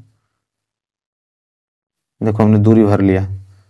ठीक है, यहाँ तक, फिर उतना ही दूरी से यहाँ पे रख के आपको चाप लगा देना है। अब जहाँ बिंदु पे काट रहा है, तो मान लेते हैं यहाँ बिंदु काटा है, इसी से मिलाते हुए एक हम रेखा खींच देंगे सीधी। जब सीधी रेखा खींचोगे ना तो देख के मिलेगा, आपको मालूम चलेगा यहाँ कि ये तो उसके जस्ट B5C के समानांतर चला गया। देखो पूरा समानांतर गया कि नहीं। इसका नाम C है तो इसका नाम C डैश रख देना। अब क्या करोगे, अब C डैश से हम एक समानांतर खींचेंगे AC के समानांतर। तो AC के समानांतर खींचेंगे तो इस रेखा को थोड़ा बढ़ाना पड़ेगा। तो यहाँ पे स्केल लेंगे और ये जो आपने रेखा खींचा है इसको थोड़ा बढ़ा देते हैं, बढ़ गया। फिर यहाँ पे इसके समानांतर फिर वही रूल लगाएंगे। अब इस बार हम C को केंद्र मानेंगे। ठीक है, C को हमने माना और यहाँ पे थोड़ा इसको बड़ा कर देता हूँ। यहाँ पे इस तरह चाप काटा, फिर उतना ही C डैश से हम एक चाप काटेंगे यहाँ पे। ठीक है, इसके बाद क्या करेंगे, दूरी भर लेंगे यहाँ से लेके और यहाँ तक की दूरी हमने भर लिया। अब उतना ही दूरी से हम यहाँ पे रख के एक चाप काट देंगे। अब जो बिंदु पे काटा है यहाँ पे, ठीक है, मान लेते हैं यहाँ पे काटा है, मान के लेते हैं काटा है जस्ट वहां पे, उसी को मिलाते हुए हम लोग यहाँ पे खींच देंगे रेखा। और जब यहाँ पे मिलाते हुए रेखा खींचोगे तो आपको देखने को मिलेगा कि तो जस्ट AC की क्या हो गया, समानांतर चला गया। अब यह A है तो इसका नाम हमने A डैश रख लिया, बस बन गया भैया पूरा। यही आप लोगों का है, अंदर उस तरह बनता है जो क्लास वाला, बाहर इस तरह बनता है, बस। और नियम यही तीनों होता है। अब इसके भी रचना के चरण देखने पड़ेंगे और ये भी प्रश्न बिल्कुल संपूर्ण रूप से क्लियर हो जाएगा। ठीक है, चलो तो ये है रचना के चरण, देख लो। रचना के चरण में हमने क्या किया कि एक 7 सेंटीमीटर लंबाई का रेखाखंड BC खींचा। बिल्कुल, पहले हमने तो एक रेखाखंड BC ही खींचा था ना, BC, जो कि 7 सेंटीमीटर का था। इसके बाद B से 5 सेंटीमीटर और A से 6 सेंटीमीटर का चाप काटा जो बिंदु A पर मिला। फिर यहाँ पे A लिख रहा हूं मैं, यहाँ पे C है जी, C। ठीक है, B से 5 सेंटीमीटर और C से 6 सेंटीमीटर का हम चाप काटा। तो C से देखो हमने क्या लिया था 6 सेंटीमीटर और B से 5 सेंटीमीटर चाप काटा जो बिंदु A पर मिला। इसके बाद BC से शीर्ष A की दूसरी ओर न्यून कोण बनाते हुए एक किरण BX खींचा। तो देखो BX, इसका नाम बार बार भूल जा रहा हूँ, X, BX एक न्यून कोण खींचा। इसके बाद हमने क्या किया, इसके बाद BX पर 7 बिंदु B1, B2, B3 dot dot B7 तक इस प्रकार अंकित किया कि ये सभी आपस में क्या है, बराबर हैं। तो बिल्कुल बराबर है। फिर B5C को मिलाया। B5C को इसलिए मिलाया क्योंकि हर हमारा 5 था, इसलिए B5C को मिलाया, B5C को मिलाया। इसके बाद रेखा B5C के समानांतर बिंदु B7 से होकर जाने वाली वो बढ़ाई गई रेखाखंड BC को बिंदु C डैश पर प्रतिच्छेद करती हुई एक रेखा B7C डैश खींचा। कह रहा है कि B7 से B5C के समानांतर रेखा हमने खींचा और यह BC जो रेखा था उसके बढ़ाई गई रेखा, तो बढ़ाया हूं ना, बढ़ाई गई रेखाखंड C डैश पर काटा। ठीक है, ये हो गया। फिर अगला पॉइंट यहाँ पे यह है, नोट करो, रेखा CA के समानांतर C डैश से होकर जाने वाली वह बढ़ाई गई रेखाखंड BA को बिंदु A डैश पर प्रतिच्छेद करती हुई एक रेखा C डैश A डैश खींचा। तो वही काम तो किया कि अब CA बिंदु से हम AC के समानांतर रेखा खींचा, लेकिन जैसे हमने इसको समानांतर खींचा तो वो बढ़ाई गई रेखा मतलब AB ये बढ़ाई गई रेखा है ना, तो ये बी के द्वारा बढ़ाई गई रेखा खंड ए डैश पर काटा। ठीक है, फिर लास्ट में लिखोगे इस प्रकार अभिष्ट त्रिभुज ए डैश बी सी डैश प्राप्त हुआ। देखो ए डैश, ये आपका बी और सी डैश प्राप्त हुआ, ए डैश बी सी डैश प्राप्त हुआ त्रिभुज। ठीक है, क्लियर हो गया होगा मेरे प्यारे बच्चों। 3 टाइप अब कवर हो गया, बस मात्र एक टाइप और बचा है, उसको देख लो। देखिए मेरे प्यारे बच्चों, ये बहुत इंपॉर्टेंट प्रश्न है, लास्ट टाइप है, इसके बाद खत्म। यह है आपका कि 4 सेंटीमीटर त्रिज्या के एक वृत्त पर 6 सेंटीमीटर त्रिज्या के एक समकेंद्री वृत्त के किसी बिंदु से एक स्पर्श रेखा की रचना कीजिए और उसकी लंबाई मापिए। परिकलन से इस माप की जांच भी आपको करना है। ठीक है, देखिए कैसे होगा। पहले तो हम लोग क्या करेंगे, 4 सेंटीमीटर त्रिज्या का एक वृत्त बनाइए। ठीक है, तो चलिए मैं छोटा कर देता हूं ताकि दिखे। 4 सेंटीमीटर त्रिज्या का एक वृत्त बनाने के लिए करना क्या पड़ता है कि स्केल हमारे पास है ना, स्केल को रख लेते हैं सामने, प्रकार को रख लेते हैं सामने। 4 सेंटीमीटर यहाँ पे दूरी हम लोग भर देंगे, 4 सेंटीमीटर। 4 सेंटीमीटर दूरी हमने भर लिया है। अब हम क्या करेंगे, 4 सेंटीमीटर दूरी भरने के बाद यहाँ पे बीच में हम लोग बनाते हैं, यहाँ पे हम एक वृत्त बनाएंगे। ठीक है, दिख रहा है ना आप लोगों को। 4 सेंटीमीटर त्रिज्या मानकर एक हमें वृत्त बनाना है और मैं वृत्त बना रहा हूँ। ठीक है, आप लोग के सामने देखो, ये हमारा थोड़ा कर दूं ताकि साफ आप लोगों को दिखे। बन गया ना, ये 4 सेंटीमीटर त्रिज्या का वृत्त बन गया, इसका केंद्र यह है। ठीक है, फिर कह रहा है कि इसी केंद्र को मानकर 6 सेंटीमीटर त्रिज्या का एक वृत्त बनाइए। ठीक है, वही बोला है ना, 6 सेंटीमीटर त्रिज्या के समकेंद्री वृत्त। समकेंद्री में मतलब कि दोनों का केंद्र एक ही हो। ठीक है, तो अब हम क्या करेंगे कि प्रकार से पहले हम लोग स्केल से 6 सेंटीमीटर दूरी भरेंगे। प्रकार में हमने दूरी भर लिया और केंद्र उसी को मानकर, केंद्र वही आपका रहेगा, उसी को मानकर एक आपको बनाना है वृत्त। चलिए हम कोशिश कर रहे हैं, बना रहे हैं। ठीक है, आप लोग देखते रहिए, आपको भी बनाना है मेरे साथ। ठीक है, देखो यही एग्जाम में आता है बनाने के लिए। तो देखो हमने बना दिया। ठीक है, यहां तक तो कंफर्म है आप लोगों को, कोई डाउट नहीं होना चाहिए। चलिए अब हम करेंगे क्या, इसका नाम मैं ओ दे देता हूं। ठीक है, अब क्या कह रहा है कि किसी बिंदु से एक स्पर्श रेखा की, समकेंद्री वृत्त के किसी एक बिंदु से एक स्पर्श रेखा की रचना कीजिए। मतलब कि हमने जो 6 सेंटीमीटर का एक समकेंद्री वृत्त खींचा है, ये वाला बड़ा वाला, और इस समकेंद्री वृत्त पे कहीं पे एक बिंदु ले लीजिए। आप कहीं पे एक बिंदु ले लीजिए। तो मान लेते हैं मैं यहाँ पे एक बिंदु ले लेता हूँ, इस बिंदु का नाम पी रख देता हूँ। कहीं पे आपका मन है तो यहाँ पे ले लीजिए, आपका मन है तो यहाँ पे ले लीजिए, कहीं ले लो। और उसी बिंदु से ये 4 सेंटीमीटर जो छोटा आपका वृत्त बना है, उसी पे स्पर्श रेखा खींचना है। बस यही प्रश्न है। तो हमने एक बिंदु यहाँ पे ले लिया P, और ये बिंदु आपका क्या है Q। अब करेंगे क्या, हम ध्यान से समझना। अब हम क्या करेंगे कि P और O को मिला देंगे। ठीक है, चलिए मिला देते हैं, पेन से मिलाएंगे। चलिए, आपको तो पेंसिल से ही मिलाना है, हमने मिला दिया। ठीक है, अब क्या करेंगे हम लोग कि PO जो आपका रेखाखंड है, इसको समद्विभाजित करेंगे। समद्विभाजित मतलब 2 बराबर भागों में बांटेंगे। कैसे 2 बराबर भागों में बांटा जाता है कि O को केंद्र मान लो और आधा से अधिक दूरी भर लो। मतलब इस रेखाखंड का आधा से अधिक दूरी, कम से कम आधा से अधिक होना चाहिए। आधा से अधिक दूरी भर के एक ऊपर चाप लगाओ और एक नीचे चाप लगाओ।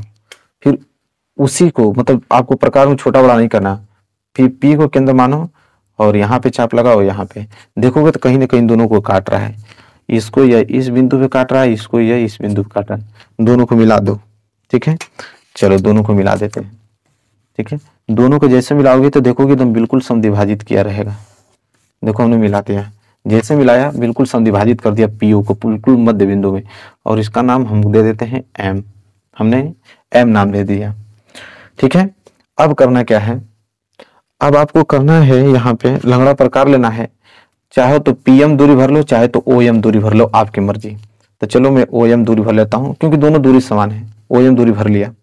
ठीक है, अब करना क्या है कि हम M को केंद्र मान के, M पे केंद्र मानकर और यही दूरी भरकर फिर एक हम क्या बनाएंगे, वृत्त बनाएंगे।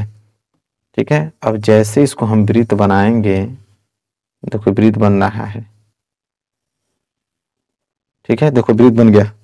जैसे वृत्त बनाएंगे तो यह वृत्त जो बना है वो क्या करेगा कि जो 4 सेंटीमीटर त्रिज्या वाला ये आपका वृत्त था, उसको 2 बिंदु काटेगा। देखो एक तो यहाँ पे काट रहा है और एक तो यहाँ पे काट रहा है। ठीक है, तो इसका नाम रख लेते हैं Q और इसका नाम रख लेते हैं P। मान लेते हैं P और Q पे काटा, देखिए एक यहाँ पे काटा है, यहाँ पे काटा है। अब जहां पे काटा है बस P को, ठीक है, आपने Q माना है ना, इसको R मान लो, ठीक है, R पे काटा क्योंकि P तो ऑलरेडी यहाँ माना हूं, तो P को R से मिला दो और P को Q से मिला दो। बस यही तो पूछा था ना, P से छोटे वाले वृत्त पे स्पर्श रेखा खींचो, तो देखो हो गया। तो इसको हमने इससे मिला के एक स्पर्श रेखा खींच दिया, ठीक है, और एक में इससे मिला के स्पर्श रेखा खींच देता हूं यहाँ पे, तो देखो 2 स्पर्श रेखा हो गया, बस कंप्लीट। तो यह फिगर था, फिगर बनकर आपके सामने बिल्कुल कंप्लीट है। बस हमें रचना के चरण देखना है। देखो पहला है, रचना का चरण में थोड़ा बड़ा करता हूं ताकि दिखे। पहला यह है कि O को केंद्र मानकर 4 सेंटीमीटर त्रिज्या का एक वृत्त खींचा। बिल्कुल O को केंद्र माना, 4 सेंटीमीटर त्रिज्या का एक वृत्त हमने खींचा था। फिर O को ही केंद्र मानकर 6 सेंटीमीटर त्रिज्या का एक दूसरा वृत्त खींचा। अब वृत्त की परिधि पर एक बिंदु P लेकर उसे केंद्र से मिलाया। फिर कह रहा कि O को ही केंद्र माना, 6 सेंटीमीटर त्रिज्या का एक वृत्त खींचा और 6 सेंटीमीटर त्रिज्या के वृत्त पे कोई बिंदु हमने P ले लिया है और P को केंद्र से मिलाया। केंद्र हमारा O था तो O से मिलाया, ठीक है। कहाँ जा रहे हो भाई? हाँ, इसके बाद PO को समद्विभाजित किया, माना PO का मध्य बिंदु M है, तो आपका P है O को समद्विभाजित किया तो M बिंदु पर प्रतिच्छेद किया है, ठीक है, ये भी क्लियर है। इसके बाद M को केंद्र मानकर तथा MO त्रिज्या लेकर एक वृत्त खींचा जिसने 4 सेंटीमीटर त्रिज्या वाले वृत्त को बिंदु Q तथा R पर प्रतिच्छेद किया। फिर M को केंद्र माना और MO दूरी भरा और यहाँ पे एक वृत्त बनाया और यह वृत्त क्या किया कि 4 सेंटीमीटर त्रिज्या वाले वृत्त को एक Q वाले बिंदु पर और एक R वाले बिंदु पर प्रतिच्छेद किया। इसके बाद P को Q और R से मिलाया तथा PQ और PR अभिष्ट 2 स्पर्श रेखाएं प्राप्त हुई। बस कंप्लीट हो गया भाई। यही 4 टाइप था, चारों टाइप हमने यहाँ पे डिस्कस कर दिया, चारों टाइप हमने बता दिया आप लोगों को। आई होप क्लियर हो गया होगा मेरे प्यारे बच्चों। इससे बाहर रचना का प्रश्न एक भी नहीं जाएगा। तो वीडियो कैसी लगी है? वीडियो अच्छी लगे तो लाइक कीजिएगा, चैनल पर नए हैं तो चैनल को जरूर सब्सक्राइब कर लेना और बेल आइकन को प्रेस कर लेना। मिलेंगे एक प्यारे से नेक्स्ट वीडियो में, तब तक के लिए धन्यवाद।